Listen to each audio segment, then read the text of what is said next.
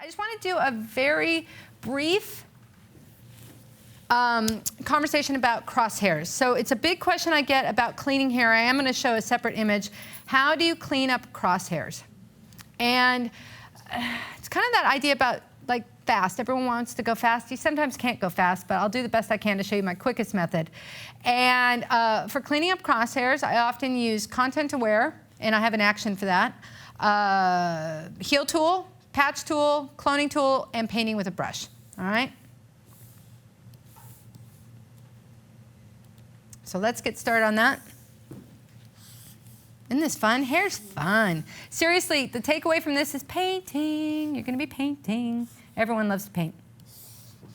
I won't sing again, I'm sorry. All right, so here's a quick little start. And you know what? I think, do you guys, you know when you watch demos and stuff and everything's always perfect and you're like, well, it doesn't work that way for me. It's never perfect for anybody. And one of the reasons I keep bringing these files that are a little problematic is because it's kind of like you take those recipe courses and they make something and you make the cake and you look at it and you're like, holy crap, my cake doesn't look like this. So I'm trying to get pictures that actually look like what you guys are going to have. And so on this image here, her hair's a little dry, could use a little conditioner. And so what I did was I started to use the Content Aware tool and Content Aware fill. So what I've done is I'll select with the lasso tool a little area, and then under the fill menu, so if you go Shift Delete, you get the fill menu. You can do Content Aware and fill, okay? You want to hit the F key if you're going to do that. Mine's set at F1.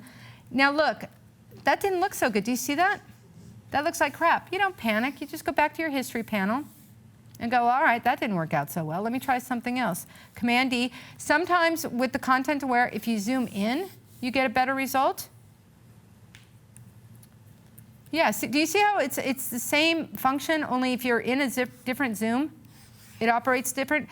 Make no mistake, this has jaggies all around it, and I know that it has jaggies all around it, and that's fine. Okay, Content Aware fill is not pleased with me right now. Here we go, let's try it again. You guys, I'm hitting the F1 key because I've made an action. Mazdi, thank you for the name.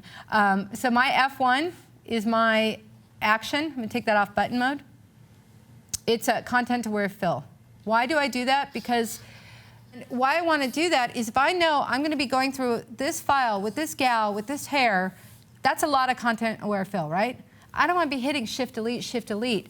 I can do it with this hand right over here, F1, there you go, F1.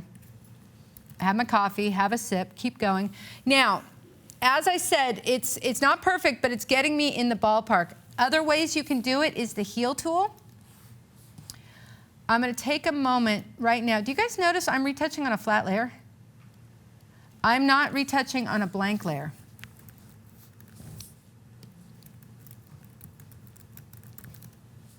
Blank layer. Some people like to retouch on a blank layer. They like to clone or heel on a blank layer and have current and below on. I'm not judging. You do whatever you want. I'm kind of old school. When I learned Photoshop, there was no layers. Can you imagine? I'm old. I'm really old. I pickled well. So I'm just using the clone tool. You can get there. You can get there. You're going to be here a long time. You use the clone tool on this. Doesn't mean it's bad. It might be the way you like to do it. I think it would take too much time. And you got to see if that's worth it. But wait, but look, the clone tool is so much better than this did.